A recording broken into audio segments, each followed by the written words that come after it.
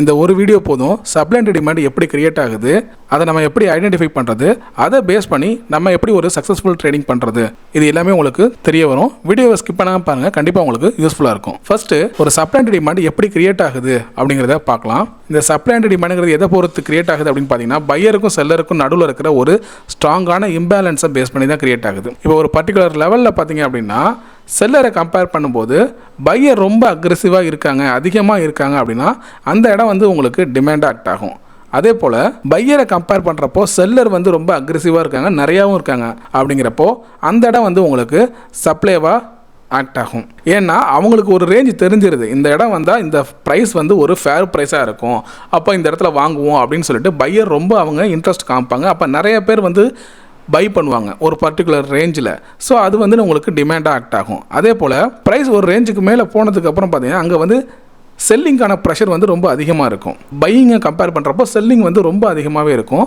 So அப்போது அந்த range வந்து உங்களுக்கு சப்ளைவாக ஆக்ட் ஆகும். அப்போது இம்பேலன்ஸ் நடக்குது அந்த ரேஞ்சில். ஏன்னா இப்போ டிமாண்டில் பார்த்தீங்கன்னா செல்லரை கம்பேர் பண்ணுறப்போ பையர் ரொம்ப அதிகமாக இருக்காங்க, அதே போல் சப்ளையில் பையரை கம்பேர் பண்ணுறப்போ செல்லர் ரொம்ப அதிகமாக இருக்காங்க. அப்போ ரெண்டு பேருக்கு நடுவில் பார்த்தீங்கன்னா பெரிய இம்பேலன்ஸ் அப்படிங்கிறது வந்து கிரியேட் ஆகுது. இந்த மாதிரி இம்பேலன்ஸ் கிரியேட் ஆகும்போது அங்கே ஷார்ப்பான பெரிய மூவ் அப்படிங்கிறது வந்து நடக்கும். அதனால தான் பார்த்தீங்கன்னா ஒரு சப்ளை கிட்டேயோ இல்லை ஒரு டிமாண்டு கிட்டேயோ ப்ரைஸ் போனதுக்கப்புறம் சடனாக ஒரு பெரிய ஸ்பைக் அப்படிங்கிறது வந்து சம்டைம்ஸ் கிரியேட் ஆகும். ஸோ இதை வந்து ஒரு எக்ஸாம்பிளோட இன்னும் கிளியராகவே பார்ப்போம். இப்போது ப்ரைஸ் வந்து ஒரு ரேஞ்சிலேயே உங்களுக்கு மூவ் ஆகிட்டு இருக்கு. எங்கே ஸ்டார்ட் ஆனிச்சோ அந்த இடத்துக்கிட்ட இப்போ வந்து ப்ரைஸ் நிற்கிறதுனால இது வந்து ஒரு ஃபேர் ப்ரைஸு அப்படின்னு நிறைய பேர் திங்க் பண்ணுறாங்க. சரியா?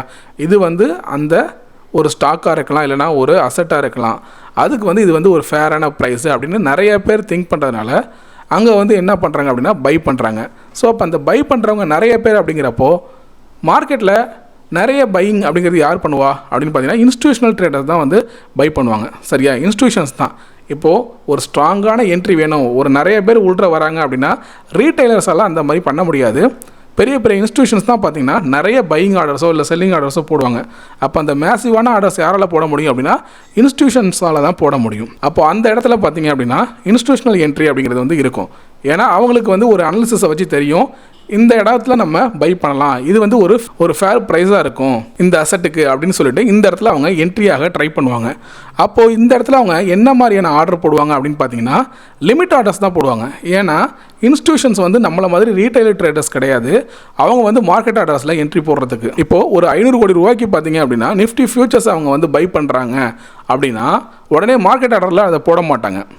ஜஸ்ட்டு பார்த்தீங்கன்னா லிமிட் ஆர்டர்ஸில் தான் போடுவாங்க. பர்டிகுலர் ப்ரைஸில் தான், எனக்கு குறிப்பிட்ட ப்ரைஸில் தான் எனக்கு ஆர்டர் போய் வில்லணும். இப்போ ஒரு ஸ்டாக்கை எடுத்துக்கிறீங்க, அந்த ஸ்டாக்கில் வாங்குறாங்க அப்படின்னா எனக்கு 100 ரூபாலேருந்து ஒரு 105 ரூபா இந்த ரேஞ்சுக்குள்ளே தான் நான் இந்த ஸ்டாக்ஸை ஃபுல்லாக வாங்க போகிறேன், 500 கோடி ரூபாய்க்கு இந்த ஸ்டாக்கை ஃபுல்லாக இந்த ப்ரைஸ்க்குள்ளே தான் வாங்க போகிறேன் அப்படிங்கிற மாதிரி ஃபிக்ஸ் பண்ணி என்ன பண்ணுவாங்க அப்படின்னா அங்கே லிமிட் ஆர்டர்ஸை செட் பண்ணுவாங்க. அதாவது கொஞ்சம் கொஞ்சமாக அவங்க லிக்விடிட்டியை பார்த்தீங்க அப்படின்னா இன்ஜெக்ட் பண்ணுவாங்க. அப்போ அங்கே என்ன நடக்கும் அப்படின்னு பார்த்தீங்கன்னா அக்குமுலேஷன் நடக்கும். ஃபஸ்ட்டு ஒரு 10 கோடிக்கு வாங்குறது, அப்புறம் ஒரு 30 கோடிக்கு வாங்குறது, அப்புறம் ஒரு 50 கோடிக்கு வாங்குறது.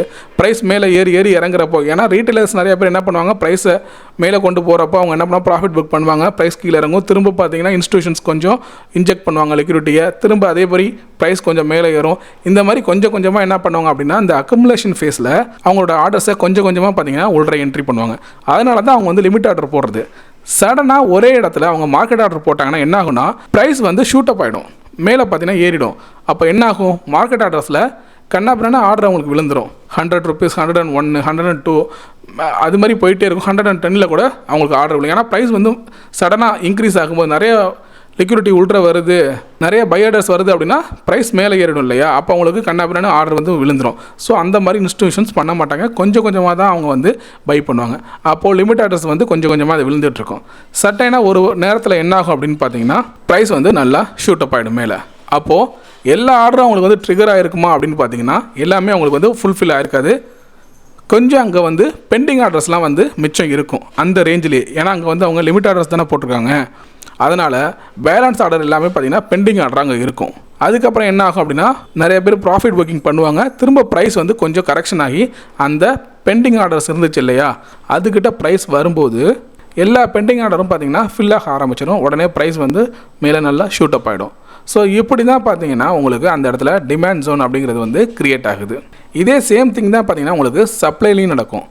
ஸோ ஒன்ஸ் இந்த ரேஞ்சு வந்து சப்ளைக்கான ஒரு ரேஞ்சு, அதாவது இதுதான் பார்த்தீங்கன்னா இந்த ஸ்டாக்கான ஓவர் ப்ரைஸு. அதாவது இப்போ இருக்கிற நேரத்துக்கு இது வந்து அதிகபட்சமான விலை இந்த ஸ்டாக்குக்கு அப்படின்னு அவங்களுக்கு புரிய வரும்போது அந்த இடத்துல ப்ராஃபிட்டை புக் பண்ண நினைப்பாங்க. அப்படி ப்ராஃபிட் புக் பண்ணும்போது அவங்க ஒரே நேரத்தில் செல் பண்ணிட மாட்டாங்க. செல் பண்ணிட்டாங்க அப்படின்னா சடனாக பார்த்தீங்கன்னா ப்ரைஸ் வந்து கீழே இறங்கிடும். அப்போ என்ன பண்ணுவாங்க அப்படின்னு பார்த்தீங்கன்னா இதே மாதிரி கொஞ்சம் கொஞ்சமாக லிமிட் ஆர்டர்ஸாக செல் ஆர்டர்ஸை வந்து இன்ஜெக்ட் பண்ணுவாங்க. அப்போ திரும்ப அந்த இடத்துல பார்த்தீங்கன்னா டிஸ்ட்ரிபியூஷன் ஃபேஸ் அப்படிங்கிறது வந்து நடக்கும். அகைன் பார்த்தீங்கன்னா ப்ரைஸ் வந்து ஃபால் ஆகும். ஸோ இப்படி இதே மாதிரி நடக்கிறதுனால தான் இந்த சப்ளை அண்ட் டிமாண்ட் அப்படிங்கிறது வந்து கிரியேட் ஆகுது. இப்போ ஒரு எக்ஸாம்பிளோட கிளியராக பார்க்கலாம். ஸோ இப்போ இந்த சார்ட்டை பாருங்கள். இதில் ப்ரைஸ் இந்த இடத்துல பார்த்தீங்க அப்படின்னா உங்களுக்கு கன்சால்டேட் ஆகிட்டுருக்கு. அதாவது இந்த இடத்துல பார்த்தீங்க அப்படின்னா கன்சால்டேட் ஆகிட்டுருக்கு. அதுக்கப்புறம் பார்த்தீங்கன்னா ஒரு அக்ரெசிவான செல்லிங் மூமெண்ட்டு. ஓகேவா? அப்போது இந்த இடம் வந்து நமக்கு சப்ளைவாக இருக்கிறதுக்கான சான்சஸ் அதிகமாக இருக்குது. இப்போ இதை நம்ம வந்து சப்ளை அப்படின்னு நோட் பண்ணுறோம் அப்படின்னா இந்த ரேஞ்சு. ஸோ பாருங்கள், இந்த இடத்துல கன்சால்டேஷன் நடந்திருக்கு. அப்போது இங்கே இன்ஸ்டியூஷன்ஸ் உள்ள வந்திருக்காங்க அப்படின்னு புரிஞ்சுக்கலாம். ஓகேவா? ஸோ அப்புறம் என்ன ஆகிடுச்சு, அக்ரெசிவாக ப்ரைஸ் வந்து கீழே இறங்கியிருக்கு. இந்த இடத்துல உங்களுக்கு இன்எஃபிஷியன்ட் ப்ரைஸ் மூவ்மெண்ட் அப்படிங்கிறது நடந்திருக்கு. நம்ம ஆர்டர் பிளாக்கில் பார்ப்போம் பார்த்தீங்களா? ஸோ அந்த மாதிரி நடந்திருக்கு. ஆர்டர் பிளாக்கே நம்ம என்னென்னு பார்த்தோம், இது வந்து ஒரு ரிஃபைன் பண்ண சப்போர்ட் அண்ட் ரெசிஸ்டன்ஸ் அப்படின்னா சப்ளை அண்ட் டிமாண்ட் மெத்தட். இந்த இடத்துல ப்ரைஸ் அப்படிங்கிறது வந்து பார்த்திங்கன்னா இன்எஃபிஷியண்ட்டாக மூவ் ஆகிருக்கு. அப்படிங்கிறப்போ திரும்ப ப்ரைஸ் வந்து இதை ஃபில் பண்ண ட்ரை பண்ணோம். அப்போது இந்த இடத்துல இருக்கிற ஆர்டர்ஸ் எல்லாம் பார்த்திங்கன்னா எக்ஸிக்யூட் ஆக ஆரம்பிக்கும். அப்போ இந்த இடத்துல இன்ஸ்டியூஷனல் ஆர்டர்ஸ் எல்லாம் இங்கே இருக்கிறப்போ பெண்டிங் ஆர்டர்ஸ் நிறைய இங்கே இருக்கும், பேலன்ஸ் இருக்கும். ஓகே, ஒரு சில ஆர்டர்ஸ் மட்டும்தான் உங்களுக்கு எக்ஸிக்யூட் ஆகிருக்கும். உடனே ப்ரைஸ் வந்து பார்த்திங்கன்னா ஜம்ப் ஆகிருக்கும். அகெயின் திரும்ப ப்ரைஸ் அந்த லெவலுக்கு போகிறப்போ இந்த இன்ஸ்டியூஷனல் ஆர்டர்ஸ் வந்து பேலன்ஸ் இருக்குது பார்த்தீங்களா? ஸோ அந்த பெண்டிங் ஆர்டர்ஸ் எல்லாமே பார்த்திங்கன்னா இந்த இடத்துல ஃபில் ஆக ஆரம்பிக்கும். அகெயின் என்ன ஆகுது, நமக்கு ப்ரைஸ் இதை டச் பண்ணிட்டு தென் செல் சைடே வந்துடுது. அப்போது இதை பேஸ் பண்ணி நீங்கள் என்ன புரிஞ்சுக்கணும் அப்படின்னா, இன்ஸ்டியூஷன்ஸ் எந்த இடத்துல வந்து உள்ற வராங்க அப்படிங்கிறத ஃபஸ்ட்டு புரிஞ்சுக்கணும். ஏன்னா அவங்க எந்த வியூவில் இருக்காங்க அப்படிங்கிறத பொறுத்து தான் நம்மளோட வியூவும் இருக்கும். இப்போ சப்போஸ் இன்ஸ்டியூஷன் செல் பண்ணுறாங்கிறத நம்ம எப்படி புரிஞ்சுக்கிறது, ஒரு சேட்டு ஃபார்ம் ஆனதுக்கப்புறம் நமக்கு கிளியராக தெரியும். பட் ஆனால் அவங்க இருக்காங்க, அவங்க வந்து என்ட்ரு ஆகிட்டாங்கிறத எப்படி புரிஞ்சுக்கிறது அப்படின்னா, இந்த மாதிரி பெரிய பெரிய கேண்டில் வந்து ஃபார்ம் ஆக ஆரம்பிக்கும், இந்த மாதிரி கேப்ஸ் வந்து ஃபார்ம் ஆக ஆரம்பிக்கும். சரியா? அப்போது என்ன அர்த்தம் அப்படின்னா, அந்த இடத்துல அதிகமான செல் ஆர்டர்ஸோ இல்லை பை ஆர்டர்ஸோ வந்திருக்கு. இது வந்து ஒரு சப்ளை அப்படின்னா இந்த இடத்துல அதிகமான செல் ஆர்டர்ஸ் உள்ள இன்ஜெக்ட் ஆகுது. அதுவும் கரெக்டாக பாருங்கள், இந்த இடத்துல ஒரு கன்சால்டேஷன் நடந்து அதுக்கப்புறம் பார்த்தீங்கன்னா ப்ரைஸு இந்த மாதிரி ஜம்ப் ஆகிருக்கு. ஸோ அப்போது இந்த இடத்துல பெரிய லிக்விடிட்டி அப்படிங்கிறது வந்து க்ரியேட் ஆகிருக்கு அப்படிங்கிறத புரிஞ்சுக்கலாம். திரும்ப இந்த கேப்ஸ் எல்லாம் ஃபில் பண்ண மார்க்கெட் ப்ரைஸ் வந்து மேலே போகும். அப்போது அந்த இடத்துல அகெயின் செல்லிங் ப்ரெஷர் நடக்கும். இந்த இடத்துல இருக்கிற பேலன்ஸ் இருக்கிற பெண்டிங் ஆர்டர்ஸ் எல்லாமே பார்த்திங்கன்னா ஃபில் ஆகிறதுக்கு நிறைய சான்சஸ் இருக்குது. அப்போது அது ஃபில் ஆனதுக்கப்புறம் திரும்ப செல்லிங் ப்ரெஷர் அப்படிங்கிறது வந்து இங்கே அதிகமாகும். ஸோ இந்த மாதிரி தான் பார்த்திங்கன்னா உங்களுக்கு சப்ளை அப்படிங்கிறது ஒர்க் ஆகுது. அடுத்ததாக இந்த இடத்துல இப்போ நம்ம டிமாண்ட் இருக்கான்னு பார்ப்போம்.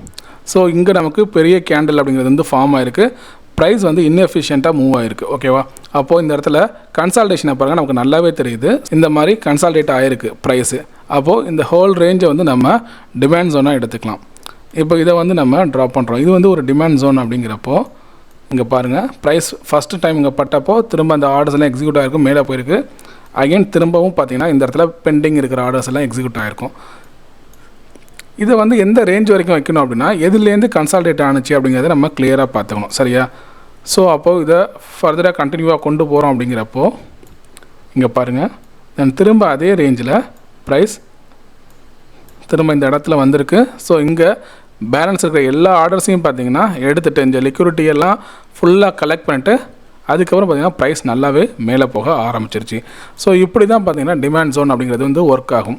இந்த ரேஞ்சை பிரேக் பண்ணிடுச்சு அப்படிங்கிறதுக்காக திரும்ப இது கீழே வந்துருச்சு. இப்போ முன்னாடிலாம் இந்த இடத்துல சப்போர்ட் எடுத்துச்சு. ஸோ இப்போது இதை பிரேக் பண்ணிடுச்சு அப்படின்னு சொல்லிட்டு நீங்கள் இதை ஒரு லைனாக நினச்சிட்டு இப்படி பண்ணக்கூடாது. ஓகேவா? ஸோ எவ்வளோ தூரம் நமக்கு கன்சால்டேட் ஆகிருக்கு அப்படிங்கிறத நீங்கள் பார்க்கணும். இந்த இடத்துல பார்த்திங்கன்னா உங்களுக்கு கிளியராக தெரியும். ப்ரைஸ் இங்கேருந்து பார்த்திங்கன்னா ஃபஸ்ட்டு இங்கே ஒரு ஸ்விங் நடந்திருக்கு, அப்புறம் திரும்ப பார்த்திங்கன்னா அடுத்த ஸ்விங், அப்புறம் இந்த மாதிரி வந்திருக்கு. ஸோ அப்போ உங்களுக்கு கிளியராக தெரியும் இல்லையா இங்கே என்ன நடந்திருக்கு அப்படின்னா, இன்ஸ்டியூஷன்ஸ் வந்து உள்ள வந்திருக்காங்க, ப்ரைஸ் கொஞ்சம் மேலே போகுது, ஆர்டர்ஸை வந்து எக்ஸிக்யூட் பண்ணுறாங்க, அதுக்கப்புறம் திரும்ப கொஞ்சம் கொஞ்சமாக ஆர்டர்ஸை வந்து எக்ஸிக்யூட் பண்ணுறாங்க, அதுக்கப்புறம் ஷூட் அப் ஆகுது ப்ரைஸு. அகெயின் கொஞ்சம் கீழே வரப்போ திரும்ப ஆர்டர்ஸ் வந்து கலெக்ட் ஆகும். அகெயின் இங்கே வரப்பையும் பார்த்திங்கன்னா கொஞ்சம் பெண்டிங் ஆர்டர்ஸ் எல்லாம் எடுக்கும். அப்போது பேலன்ஸ் எங்கெங்கெல்லாம் ஆர்டர்ஸ் இருக்குது அப்படின்னு பார்த்துட்டு இருக்கோம். எல்லா ஆர்டர்ஸும் ஃபில் ஆனதுக்கப்புறம் தான் பார்த்திங்கன்னா ஃபைனலாக ப்ரைஸ் வந்து மேலே போகும். ஸோ அப்போது ஃபைனலாக பார்த்தீங்கன்னா இந்த டயத்தில் தான், அதாவது இந்த இடத்துல தான் நிறைய ஆர்டர்ஸ் அப்படிங்கிறது வந்து அவங்களுக்கு கிடச்சிருக்கு. இந்த இடத்துல நிறையா அந்த கன்சல்டேஷன் தெரியுது பார்த்தீங்களா, ப்ரைஸோட கன்சல்டேஷன் நல்லாவே தெரியுது. அப்போ என்ன அர்த்தம் அப்படின்னா இங்கே நிறைய பெண்டிங் ஆர்டர்ஸ் எல்லாத்தையும் பார்த்தீங்கன்னா இங்கே கலெக்ட் பண்ணிடுச்சு. ட்ராப்பாக கூட அமையல. நிறைய பேர் என்ன நினச்சிருப்பாங்க, இதை வந்து ஒரு ரேஞ்சாக நினச்சிக்கிட்டு இந்த இடத்துல பிரேக் பண்ணிடுச்சு, அப்போது ப்ரைஸ் வந்து கீழே தான் போக போகுது அப்படின்னு சொல்லிட்டு நிறைய பேர் செல் ஆர்டர் செஞ்சு போட ஆரம்பிச்சிருப்பாங்க. எல்லா செல் ஆர்டர்ஸையும் எடுத்துகிட்டு அவங்களோட லிக்விடிட்டி எல்லாத்தையும் கலெக்ட் பண்ணிவிட்டு அதுக்கப்புறம் ஸ்மார்ட் மணி பீப்புள் என்ன பண்ணிடுவாங்க அப்படின்னா அவங்க பையர்ஸ் எல்லாமே எக்ஸிக்யூட் ஆகிருக்கும். தென் ப்ரைஸ் நல்லா ஷூட் அப் ஆகிருக்கும். ஸோ இப்படி தான் பார்த்தீங்கன்னா சப்ளை அண்ட் டிமாண்ட் வந்து ப்ராப்பராக ஒர்க் ஆகுது. நீங்கள் எந்த மாதிரியான ட்ரேடிங் செட்டப்பை வந்து நீங்கள் யூஸ் பண்ணாலும் சரி, ஃபைனலாக நீங்கள் முடிகிற இடம் எது அப்படின்னு கேட்டிங்கன்னா இந்த சப்ளை அண்ட் டிமாண்டாக தான் இருக்கும். ஏன்னா நீங்கள் ஒரு ப்ராப்பராக ரிஸ்க் ரிவார்டு வைக்கிறீங்க அப்படிங்கிறப்போ இந்த சப்ளை அண்ட் டிமாண்ட் மெத்தட் தான் உங்களுக்கு பெட்டராக இருக்கும். இப்போது ஒரு பொசிஷன் நீங்கள் எடுக்கிறீங்க, லாங் பொசிஷன் எடுக்கிறீங்க அப்படின்னா இந்த இடத்துல வந்து என்ட்ரி எடுக்கிறீங்க, ஸ்டாப் லாஸ் வந்து ஏதோ ஒரு ரேஞ்ச் வைக்கிறீங்க அப்படின்னா எதை வந்து உங்களுக்கு ஸ்டாப் லாஸாக வைப்பீங்க, கிட்டத்தட்ட அந்த டிமாண்ட் லெவல், ஓகேவா, அந்த டிமாண்ட் லெவலுக்கு கீழே ஏதாவது ஒரு ரேஞ்ச் வைப்பீங்க. ஸோ டார்கெட் என்னவா வைப்பீங்க அப்படின்னா சப்ளை லெவலில் டார்கெட்டாக வைப்பீங்க. இப்படி தான் நீங்கள் ஃபைன் பண்ணுவீங்க, ஓகேவா. இதுவே நீங்கள் வேறு ஏதாவது ஒரு இடத்துல போய் என்ட்ரி ஏதோ ஒரு சிஸ்டமை யூஸ் பண்ணுறீங்க, இல்லை ஒரு செட்டப்பை வைக்கிறீங்க அப்படிங்கிறப்போ எங்கேயாச்சும் ஒரு என்ட்ரி எடுக்கிறீங்க. இப்போ இந்த இடத்துலலாம் எங்கேயாவது ஒரு என்ட்ரி எடுக்கிறீங்க அப்படின்னா ஸோ அதுக்கு ரிஸ்க் எவ்வளோ தூரம் வைக்கிற மாதிரி இருக்கும், குறைஞ்சது இந்த ஸ்விங்கோட லோ வரைக்கும் வைக்கிறதா இருக்கும்.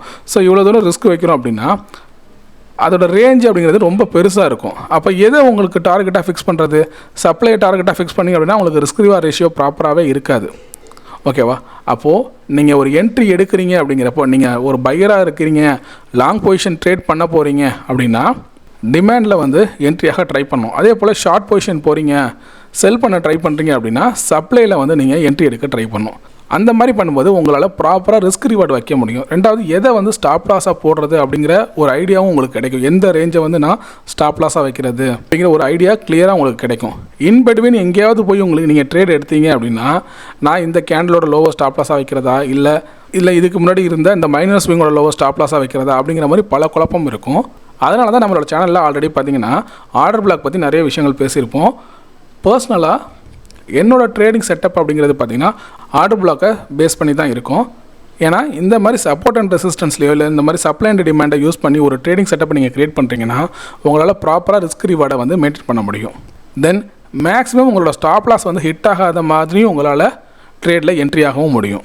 ஸ்டாப் லாஸ் அப்படிங்கிறது நான் ரிஸ்க்குக்காக சொன்னேன். நீங்கள் வந்து ஹெட்ஜ் பண்ணி ட்ரேட் பண்ணுறீங்க, நீங்கள் ஒரு ஆப்ஷன் செல்லராகவோ பையராகவோ இருக்கீங்க அப்படின்னா நீங்கள் ஹெட்ஜ் பண்ணியும் ட்ரேட் பண்ணலாம், ஓகேவா. ஹெட்ஜிங்கில் இன்னொரு உங்களுக்கு அட்வான்டேஜ் என்னென்னா டிமாண்டுக்கிட்ட நீங்கள் என்ட்ரி எடுக்கும்போது உங்களால் ஹை ப்ரீமியமாக பிடிக்க முடியும். அது ஒரு பெனிஃபிட். எங்கேயோ ஒரு இடத்துல நீங்கள் இன் பிட்வீனில் என்ட்ரி ஆகிறதுக்கு பதிலாக ஒரு டிமாண்ட் ஜோனில் வந்து ஒரு என்ட்ரி எடுக்கிறீங்க அப்படின்னா ப்ரீமியமாக ரொம்ப அதிகமாக பிடிக்க முடியும்.